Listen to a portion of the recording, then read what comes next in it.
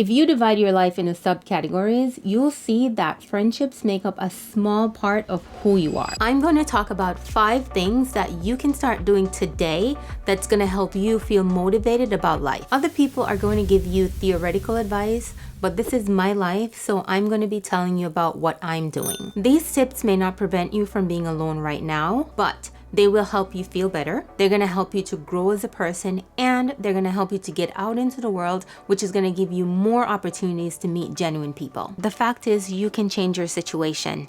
Loneliness sucks, but you don't have to live like this forever. And this is what these 5 tips are about. If you divide your life into subcategories, you'll see that friendships make up a small part of who you are. You see, sometimes when we're feeling bad about something, it tends to feel a lot worse than it actually is. Emotions can overwhelm us. I remember back when I used to be a waitress at TGI Fridays and I got fired, I literally cried. But guess what? It turned out to be the best thing that happened to me because I ended up getting a better job in a better restaurant with better pay. But at that time, it felt like my world was ending. Being alone is tough, but it's not your entire life. Here's how I like to break it down.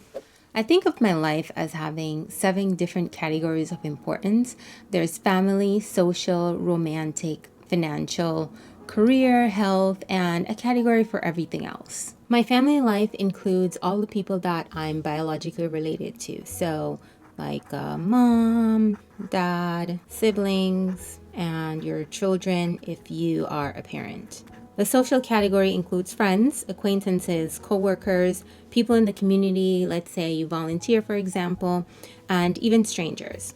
For romantic life, that includes anyone that you have a romantic relationship. For the finance category, I include credit, debt, income streams, savings, investments, wealth building, insurance, such as life, home, or health. For career, I think about formal education, credentials, or any certifications that I might have. For the health category, I think about physical, mental, emotional, and spiritual health. And for others, I look at any informal education or knowledge, skills, and also hobbies. Once I'm done with the chart, I like to take a look at the categories that I'm happy with and go ahead and check it off. For example, under the family category, I'm going to go ahead and check off mom because my relationship with my mom have improved a lot over the past few months.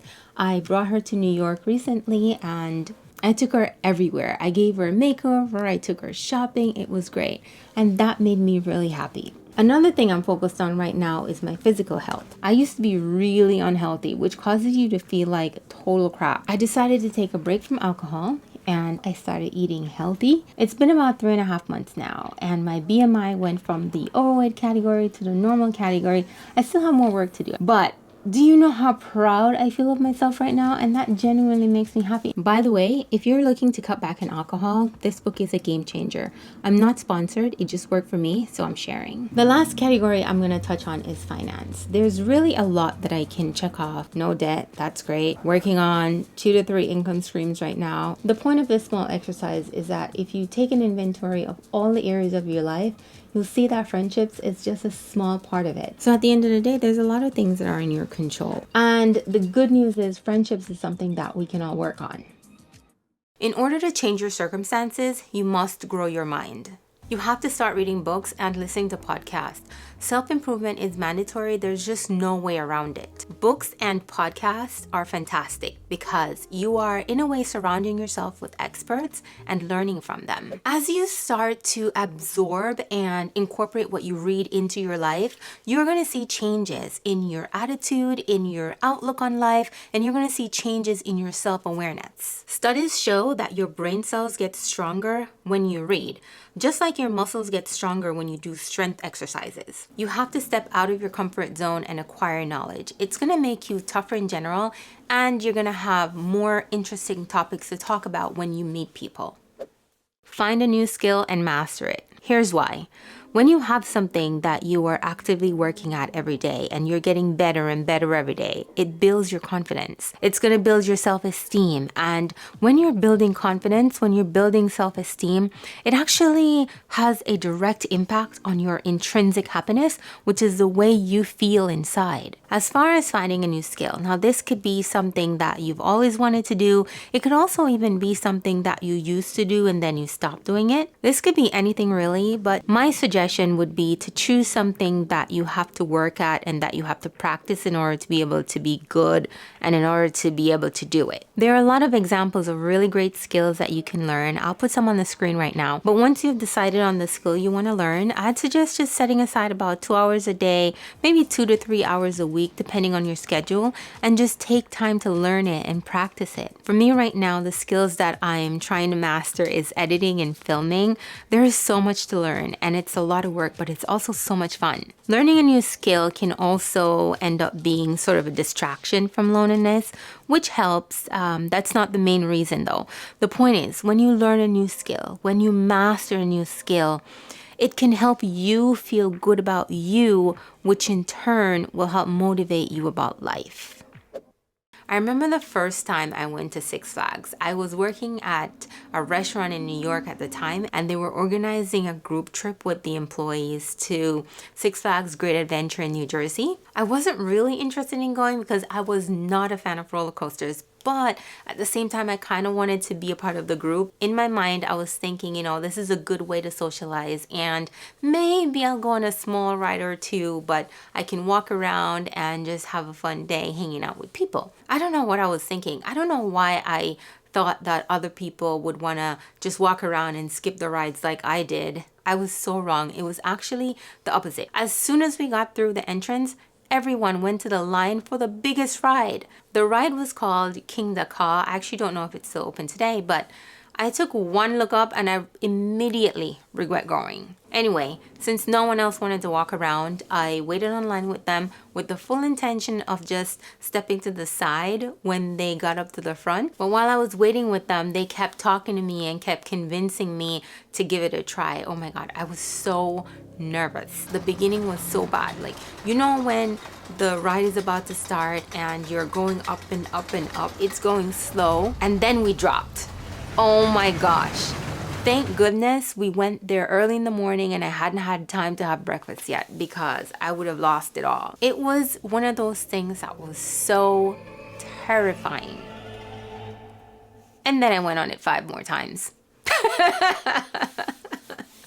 Have you ever had that happen to you before, where you're just like so scared to do something, but then once you overcome the fear and you actually do it, it's so much fun and you just end up doing it over and over and over? Not only that, I ended up going on so many more rides and I had an amazing time that day. I tell you this story because something happens to us in the brain when we try new things. And this can be anything from new foods to new places, new people, or even new situations too. New experiences can give you a dopamine rush, which can elevate your mood. It can help you feel good. It can help you feel rewarded. It just makes you feel happier overall. It's healthy for our brains too, because this helps us create what's called neural pathways, and this helps us live longer.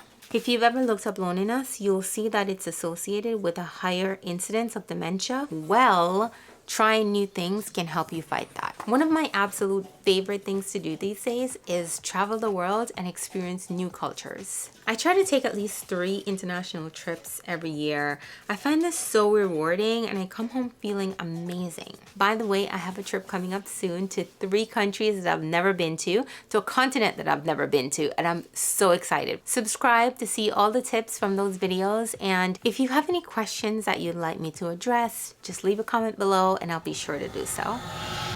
So I recorded this video last night and I must have taken a break at some point and forgot to turn the mic back on, and I recorded without audio, so I'm recording again in the morning. Number 5, find the root cause. If I were to ask you, why do you struggle with relationships, what would you say? I just think it's important to figure out the real reason, because then we can work on fixing it. By the way, if you're thinking, oh, I just suck and people just don't like being around me, I don't think that's the reason, honestly. I don't think it's that black and white. And I don't think you should just give up on yourself that easily. It's really hard, right? Honestly, it's really hard. It's tough, because dealing with this means that we have to face things that we fear. But right now we're alive and we're not living. So for anyone new to my channel, a little about me. I was always alone as a child. My mom worked in the city and I saw her probably about once a month or so. And then my dad, when I moved to live with him in the US, he was always out of the house. He would leave at like 5 a.m., come back about 11 p.m. The really interesting thing is I didn't realize how much being alone as a child, I didn't realize how much that affected me. And I also didn't realize how much of that I brought into my life as an adult. I've always known that I avoid conflict, but I didn't realize that I have an avoidant attachment style. The thing is, you would think I am upset or mad or something like that, but I'm actually not. I'm so relieved. I'm so happy to be learning about this and finding out about this, because now I can work on this with a therapist. I can read about it, I can educate myself, and I can work on being better. So I'm just encouraging you to figure it out and find out the reason, because that's the key to moving forward and making things better. I hope you found these tips useful, but more importantly, I hope that you incorporate at least one into your life so that you can create the change you deserve.